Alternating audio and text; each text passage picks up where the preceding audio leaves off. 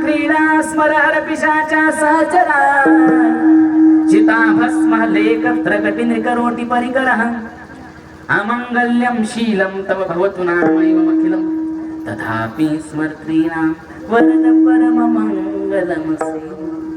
अरे स्मशानाची राख लावतो तरी कसा दिसतो?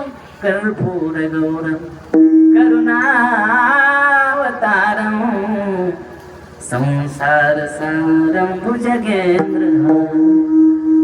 अंगाला राख लावली आमच्या भोलेनाथाला तरी सुंदर. स्मशानेश्वर, स्मशानातली राख, तरी त्याचं स्वरूप कसं आहे? मंगलमसी, इतकं मंगल आहे, पवित्र आहे. मग जो राख लावतो तो सुंदर दिसतो. आमचा कन्हैया किती सुंदर दिसतो. बरहा पीडम नटवर वपू, गळ्यामध्ये वैजयंती माळ आहे. वैजयंतींच मालम रंध्रान वेणू रदन सुदया. हातामध्ये वेणू आहे, तो वेणू वाजवतो. अत्यंत सुंदर दिसतो परमात्मा वेणू वाजवतो.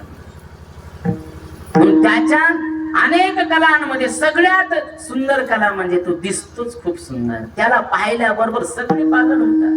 पाहिलिया वेद लावी बैसी जीवी, ज्याला पाहिल्याबरोबर लोक पागल होतात.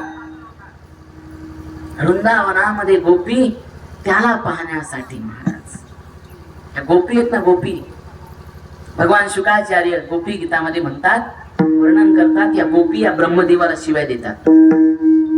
त्याला जर पाहायला लागल्या आणि पाहत असताना पापणी जर खाली पडली, डोळ्याला पापणी आहे, ती पापणी पडायला किती तास लागतात खाली?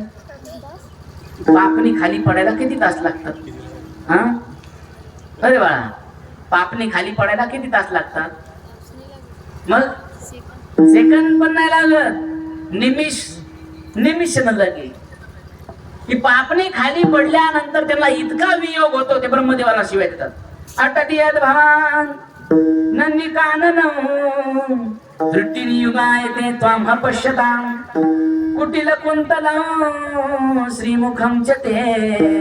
अरे बोले, कुटिल आहेस तू ब्रह्मदेवा, त्याला पाहत असताना आमच्या डोळ्याची पापणी खाली पडती. या पापण्या दिल्याच कशाला तू?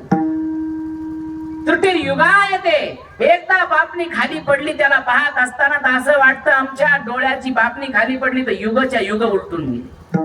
त्याला पाहण्यासाठी त्यांना एकदा पापणी खाली पडली.